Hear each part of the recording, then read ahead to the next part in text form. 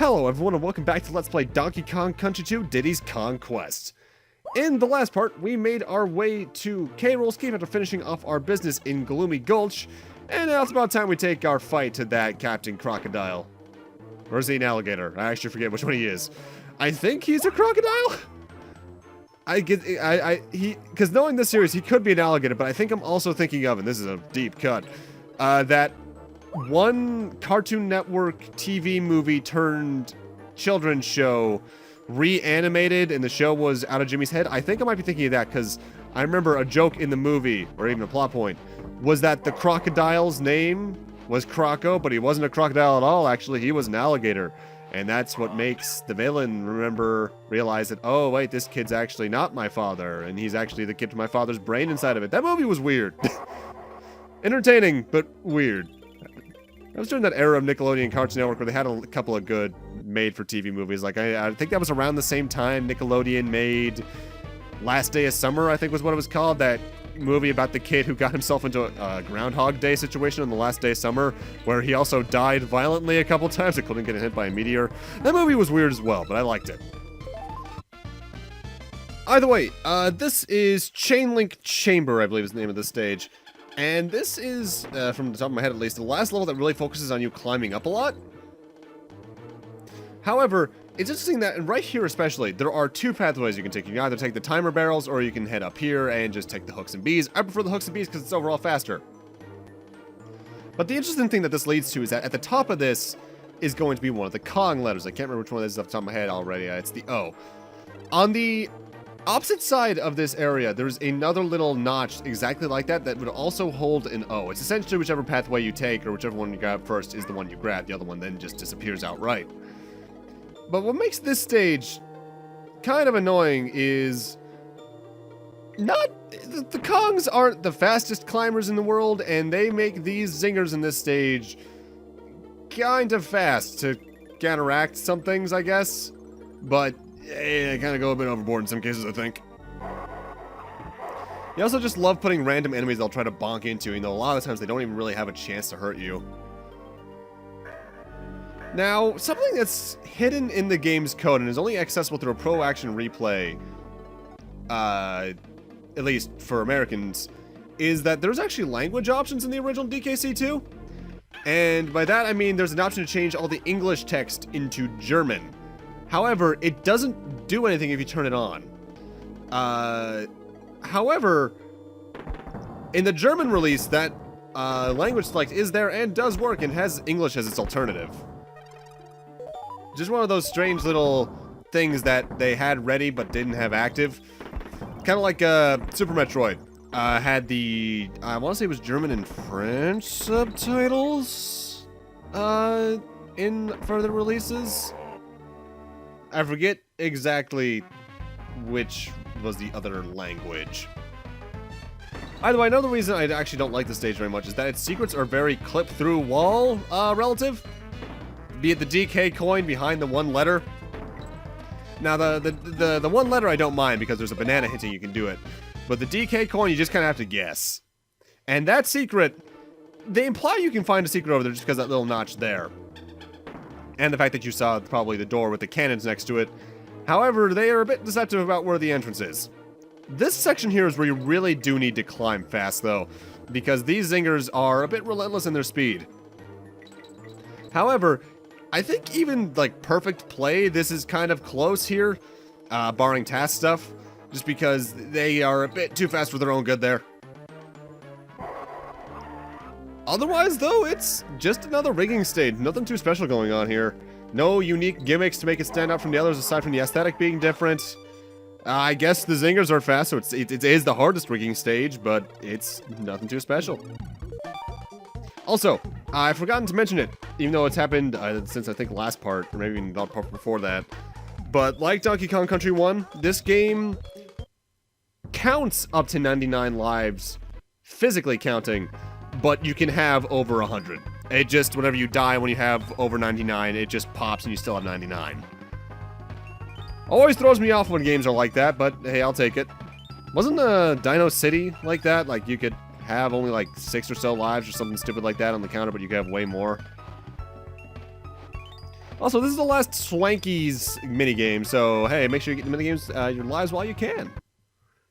I'm not sure if you can do the minigames over again after you've saved and loaded, because I did all this on one day, technically. On the way, welcome to Toxic Tower. Remember how I mentioned there are a couple stages in this world that are on a lot of people's shit lists, I guess is the best way to put it. This is the other one. Essentially, what we got going on is that there's a bunch of green goop that might as well be lava beneath us, slowly rising, and we just need to try our best to outrun it. If you fall into it, it's not instant death, it's just you take damage, but you're not likely going to be able to recover, so it might as well be death. And unlike some other levels of this type, we actually are stuck with ammo buddies for most of it. We're playing as Radley right now, we're going to play as Squawks later on. My best advice is, honestly, play this level through multiple times. Learn the level design as best you can, and otherwise, hopefully you can make it. There's no real major glitches in this level you have to worry about, so otherwise it's just try and get to the end as quickly as you can. But make sure you don't rush. Because they do deliberately place a lot of enemies in places where if you're rushing, you're probably going to easily get in. Also, take the right staircase of zingers here, because that's how you get the O. Once you change to Squawks, the level becomes easier in terms of avoiding the goop, but harder in terms of everything else, because yeah, while you move faster, they place quite a bit more in your way. Especially a lot of zingers, a lot of, I don't remember these enemies' names, so on and so forth. And you're going to see an instance of rushing right here because I really should have just waited there. It would have been fine. Now, this is a stage I can get all of the K.O.N.G letters in, but I forget to grab the G out of me trying to rush.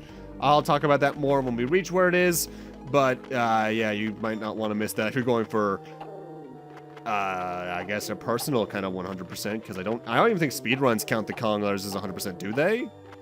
I don't think so. Either if you want to get the G, in this little hallway here, see that last zinger that I just killed there? Go into the little hole beneath it. And now we get to play as Squitter. However, Squitter gets the least amount of stage to him.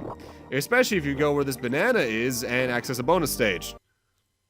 This is going to spit us out right near the exit, so I'm going to definitely take it. Aside from the fact we need 100%. Now, this is pretty standard for a Squitter bonus, honestly. You're just trying not to hit the thorns. I think the timer is honestly a bit... I don't know if I should say the timer's too high or too small here, because depending on how you use Squitter, this can be plenty of time, but also it can be not enough time. I feel like timers for challenges like this are probably one of the harder things to balance out for a game like this, though, considering you have to keep in mind how people might play. So, I guess it's not deemed that major of a complaint. And here we are at the end of the stage. Relatively short stage for this point in the game too, but that's only because you have to rush through it, so yeah. And with that, it's time for us to access the boss of this area. Time for Stronghold Showdown. That's very victorious music. Hey, Donkey Kong! Hey, free Crim Coin! Ah! You didn't think it was going to be that easy, did ya? No, K.Rool is just fleeing away with Donkey Kong on his airship, the Flying Croc. There is no boss fight for K.Rool's Keep, in the Super Nintendo version, that is. The Game Boy Advance version added a new boss there called Kerosene, which is a giant, the best way to describe it, it's the video game trope of two hands and head fight. He is a giant dinosaur in the background that you need to hit the head of a couple times with, I think, barrels. I forget, honestly, I've only ever faced the boss once through a save of DKC2 Advance that I downloaded online. It's not a very memorable boss, but it's at least something. But with that, we're now in World 7, the Flying Croc, which is the shortest world in the game. There's only one level here, and that's Screech's something here. And then the final boss. This level is on my shit list as well. Less because of the stage itself, more so its gimmick when we get to the latter 2/3 of it or so. Rushing in this first third, though, is not a good idea because you can get hit pretty easily by some of the cat and nine tails in your way. And that was me being dumb. Though I do actually need to die there anyway because I needed Dixie in order to do this little team jump. You grab this cannonball and access I think the only bonus for this stage.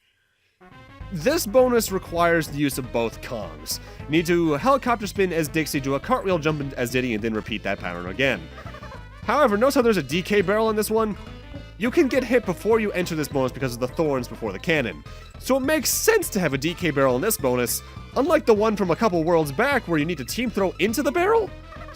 So, why?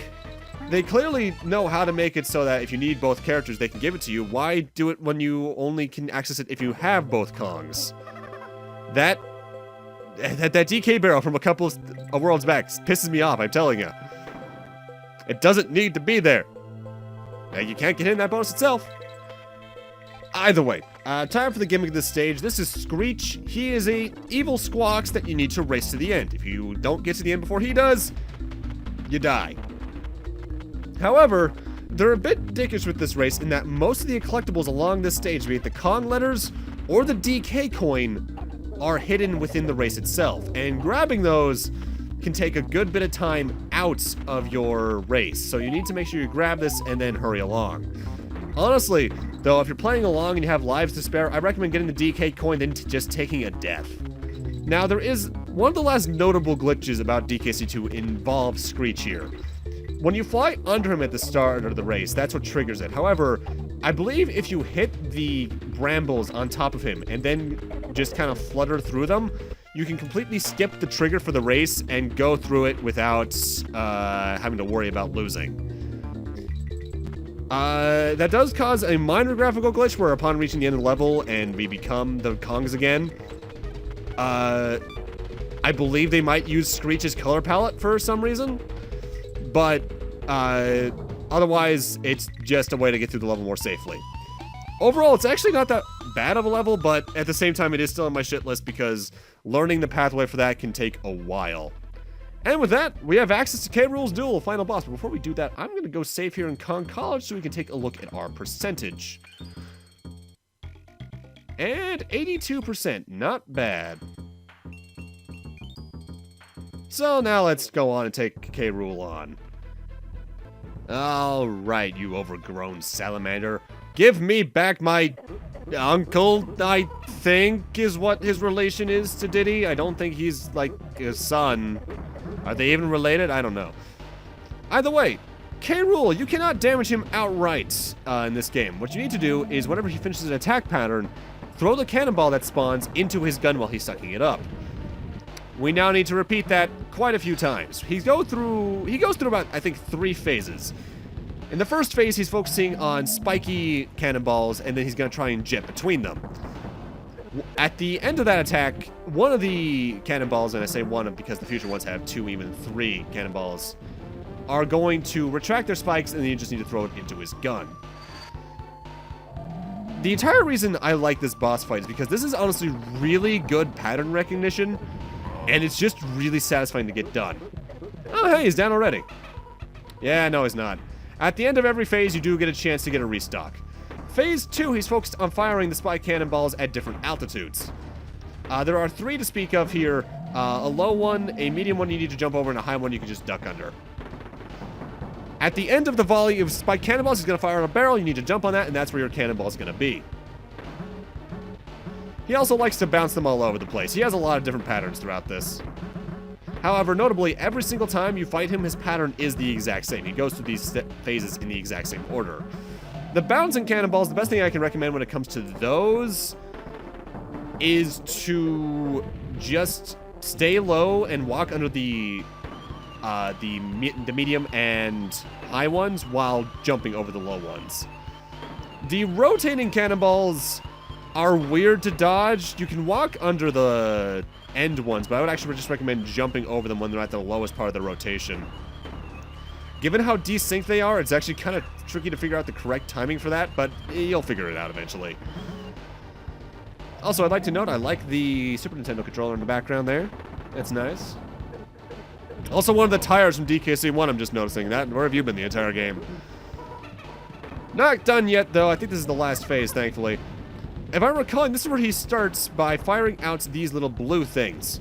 Those blue ghosts, if you touch them, you get frozen for a few seconds. You need to mash the control pad to get out of it. You notice when he's jetting across there, he first jets across very slowly, that's so you can have a chance to escape. Then he just does a couple more dashes, goes invisible, you throw the cannonball, same shit as usual. Next up, he's going to fire out some red gas clouds at you. What those do, they don't burn you like you might immediately think they do. They exaggerate your movements. So essentially, I forget if it's like they speed you up or if they make you seem like you're on ice. Either way, you need to be a bit more careful about how you're controlling yourself during that. Notable, he will repeat patterns, but only if you miss the cannonball. During the third firing, you get these purple clouds which completely reverse your controls. However, that's honestly not that big of an issue. Ow! Well, I guess it's time for Diddy K.O.N.G to finish off his conquest. During this final portion, he's just going to be teleporting left to right, trying to hit you with his gun and suck you in. After about 3 or 4 of those, the cannonball spawns, and you just gotta whoop-it! Oh, god damn it. Yeah, that was a double kill. That's perfect, just perfect. Either way, that's K.Rool. And that's every K.O.N.G in the game, too. Nicely done. Notable, I believe in the Game Boy Advance version, that was changed to just be a straight-up punch instead of an uppercut. Now the captain swims with the fishes. I knew you could do it, Diddy, my boy. But how could you fail, having learned all you know from all Cranky here?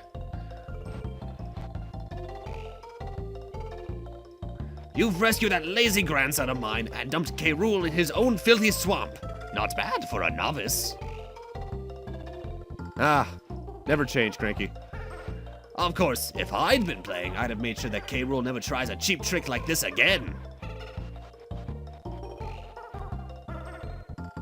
I reckon I'd have found all the Krem coins and completed the so-called Lost World.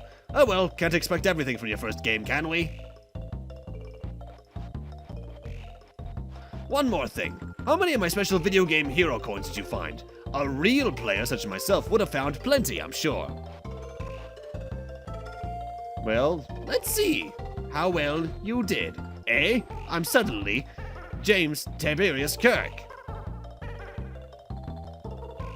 And now we're just gonna get to see our DK rank.